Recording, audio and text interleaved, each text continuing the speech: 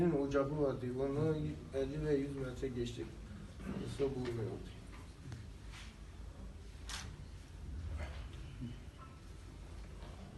Rabbim şifa versin. Allah yardımcın olsun. Bizim başhekimimiz ve doktor arkadaşlarımıza bir ihtiyacı bir şey olursa haberimiz olsun. Yani Özal merkezde mi oturuyor? Evet. Şunda gribi Megan olduğunu fark ettim. Başka bir şey göremedim. Birden fazla silahla ateş etmişler sanki. Tabanca. Bence tabancaydı. Çünkü tek tek vurdu. Zaten camlar komple gazladığı için hiçbir şey göremedim. Hem tabanca kullanmışlar hem keleş kullanmışlar. Keleş doludur çünkü. 10 ele yakın ateş İki ettiler. silahın farklı bir şey var orada. 10 ele yakın ateş ettiler. Zaten bizi soğulayarak bastılar, ondan sonra bizi geçtiler gittiler. Beni görmediler, göster belki döner gelirler diye. Hemen arabanın yanına doğru attım kenara, yere uzandılar. Buyurun efendim.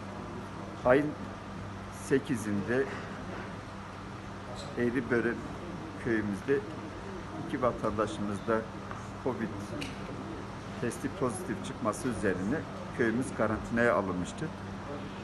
Bugün Özal Kaymakamlığı bünyesindeki Vefa Destek Grubu bünyesinde görev yapan Özal Belediyesi'ne ait ekip oradaki 70 haneli köye gıda dağıtmaya gittiler. Gıda dağıtıp geri dönerken Van Özalp'a 15 kilometre kala saldırıya uğruyor ekibimiz. Bir görevlimiz olay yerinde şehit oluyor. Yolda gelirken el kaldıran bir vatandaşı aracı almışlar. O vatandaşımız da olay yerinde şehit oluyor. Bir personelimiz olaydan yaralı kurtuluyor. Yaralıyı hastaneye, önce Özalp Devlet Hastanesi'ne kaldırıldı. Şimdi bölge hastanesine getirildi.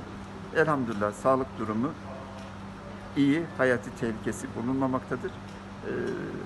Başhekimimiz ve sağlık çalışanlarımız inşallah şifa bulması için büyük bir gayret göstereceklerine inanıyorum. Biz Van Eğitim Araştırma Hastanesi'ne kabul ettikten sonra genel durumunu değerlendirdik. Çok şükür genel durumu çok iyi. Tansiyon, nabız, bu vital bulguları dediğimiz değerleri de normal.